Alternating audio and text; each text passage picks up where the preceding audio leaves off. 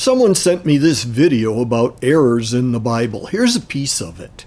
If you think there are no contradictions in the Bible, you are either unfamiliar with the Bible or willing to ignore what it says. Any time that something says X and not X at the same time in the same sense, that is a contradiction. Are there any of these contradictions in the Bible? Yes, and here we'll just do one. Just take Mark 6:8. Jesus talking to the 12 disciples. It says he ordered them to take nothing for their journey except a staff. In this case, let X stand for take a staff. Now look at Luke 9:3. Jesus talking to the disciples. And he says, take nothing for your journey, no staff. That post prompted me to pull out some information that I used quite a while ago in a post that's pretty far down in my account. And at that time, a highly qualified biblical scholar was showing us that there are errors in the Bible, and in that case, it was Mark 1:2. So are there errors in the Bible? The standard evangelical position is that there are not errors in the original documents, but we do not have any of the original documents. The errors in the manuscripts that we have are really of no significance to the teachings of Jesus. Like the one at the beginning. Did Jesus say, take a staff, or did Jesus say, don't take a staff? Who cares? Really? We have copies, and how did we get those copies? Keep in mind that the development of Christianity was essentially a grassroots thing.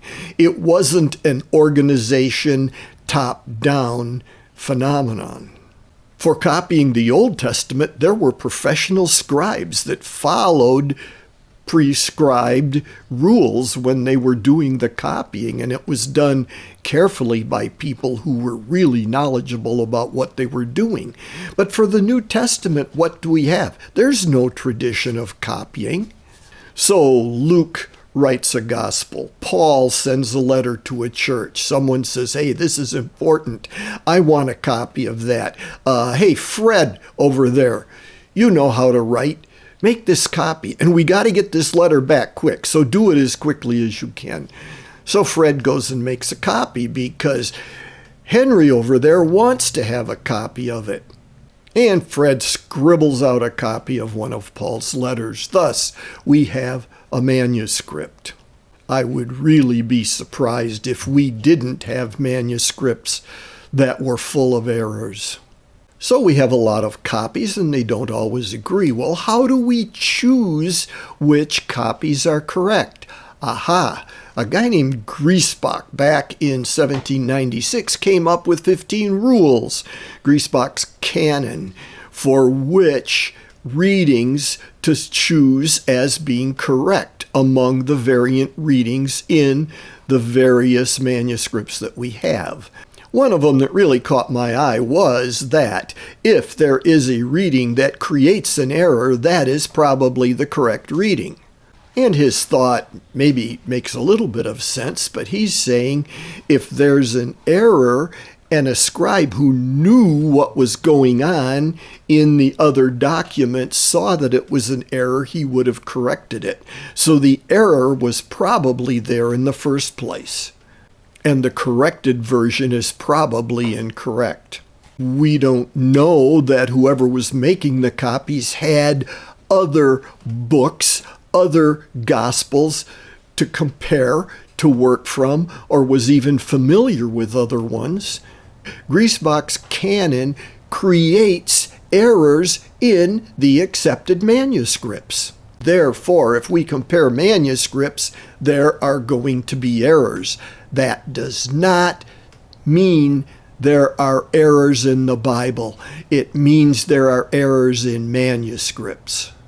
Most of this I get from a book, How We Got Our Bible by Geisler and Nix, and from this article by John Torres.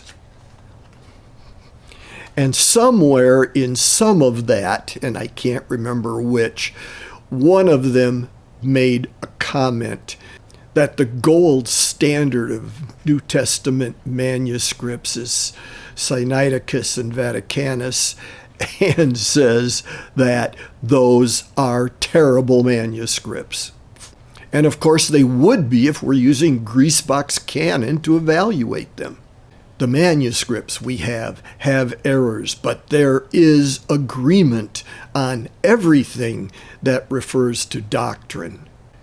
And from those errors, we cannot say there are errors in the Bible. Only there are errors in the manuscripts we have, the thousands of manuscripts that we have.